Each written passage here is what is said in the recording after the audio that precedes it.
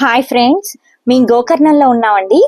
గోకర్ణంలో visit చేయడానికి చాలా places ఉన్నాయి. గోకర్ణంలోని శివ కేవ్ దగ్గరికి వెళ్తున్నాము. అక్కడికి వెళ్ళాలంటే పర్సనల్ వెహికల్స్ తీసుకోవాల్సిందే. మేము బైక్ రెంట్ కి తీసుకున్నాం 350కి.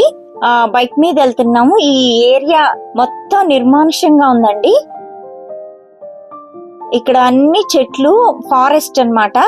చాలా ఆహ్లాదంగా ఉంది. చాలా బాగుంది ప్లేస్. చూడండి, అన్ని చెట్లు, పెద్ద పెద్ద చెట్లు. వెళ్ళటానికి రోడ్డు మాత్రం బాగుందండి, వెహికల్స్ వెళ్ళటానికి. చూడండి, అన్ని చెట్లు. ఈ శివ కేవ్ దగ్గర అన్ని చెట్లే ఉన్నాయండి. చాలా బాగుంది ప్లేస్ అంతా. మహాబలేశ్వర్ టెంపుల్ నుంచి 6 కిలోమీటర్స్ అండి శివ కేవ్ కి వెళ్ళటానికి. ఇక్కడ నుంచి ఇంకా నడుచుకుంటూ వెళ్ళాలి. ఇక్కడ ఆరో మార్క్స్ ఉన్నాయి. ఆ దారికి ఇక్కడ నుంచి వాకబుల్ డిస్టెన్సే వెళ్ళటానికి. ఈ ఆరో మార్క్స్ చూసుకుంటూ వెళ్తున్నాము. ఎవరైనా ఉంటారేమో అని చూసామండి, ఎవ్వరు లేరు, మేమిద్దరమే ఉన్నాము.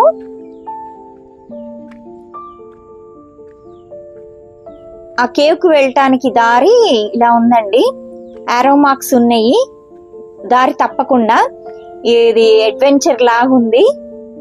కొంచెం హైట్ ఉంది, వెళ్ళడానికి కొండలాగా అన్నమాట. ఈ ఆరో మార్క్స్ చూసుకుంటూ వెళ్తున్నాము. కొంచెం కొండలాగా ఉంది, అలా నడుచుకుంటూ వెళ్తున్నాము. మొత్తం ఫారెస్ట్ ఇది. కొంచెం జాగ్రత్తగా నడుచుకుంటూ వెళ్ళాలి.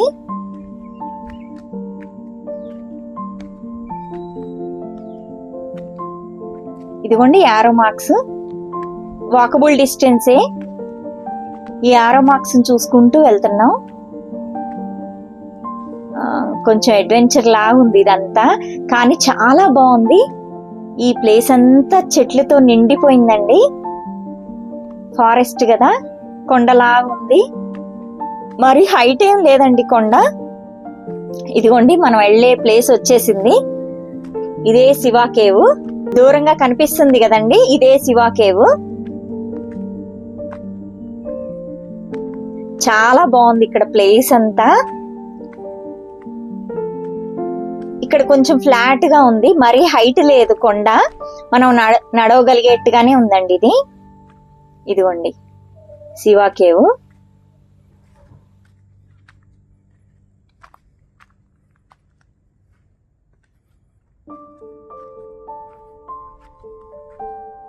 చాలా బాగుంది ప్లేస్ అంతా.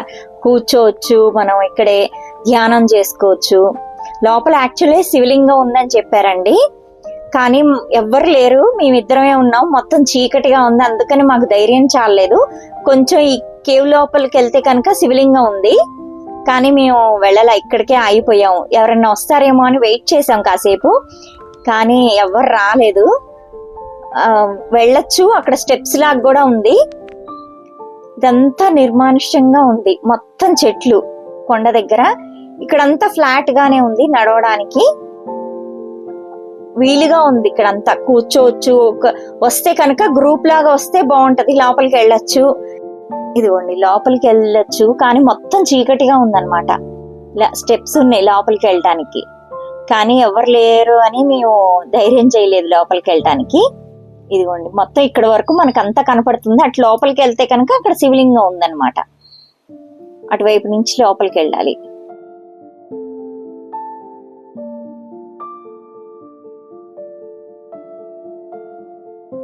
అన్ని తుమ్మి మొక్కలే అండి. ఈ తుమ్మి మొక్క శివుడికి చాలా ఇష్టం అండి. అది శివలింగం లాగా ఉంటది యాక్చువల్లీ. ఇవన్నీ, ఈ ప్లేస్ అంతా చాలా బాగుంది. హ్యాపీగా పిల్లలు వచ్చిన, అందరు వచ్చిన చక్కగా ఆడుకోవచ్చు. ఇది తుమ్మి మొక్క. ఇదిగోండి తుమ్మి పువ్వు. ఈ పువ్వు శివలింగం లాగా ఉంటుంది. అది నాగపడగలాగా ఉంటదండి.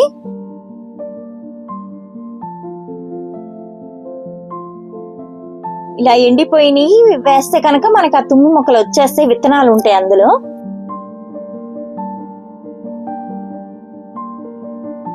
ఈ ఆకుని ఆ పప్పులాగా వండుకోవచ్చండి, ఆకుకూర పప్పులాగా వండుకుంటారు. వినాయక చవితికి ఇది ఆకుకూర పప్పులాగా వండుకుంటారు తుమ్మి ఆకుని.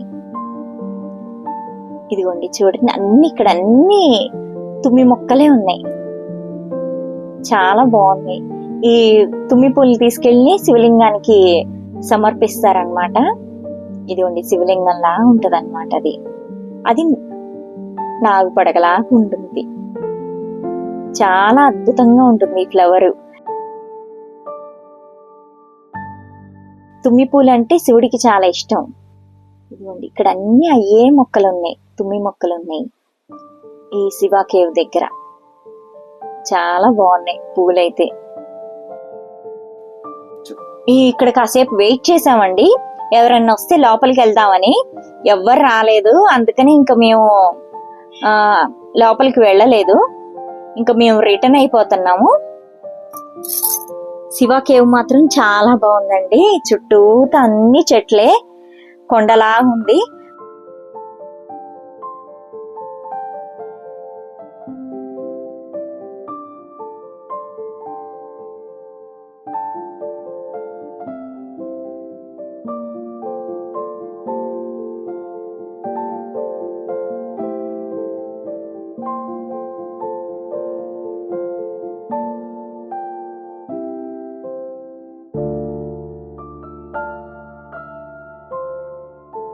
మీరు వచ్చినప్పుడు తప్పకుండా విజిట్ చేయండి. నెక్స్ట్ ఇంట్రెస్టింగ్ వీడియోతో మళ్ళీ కలుద్దాం ఫ్రెండ్స్. బాయ్.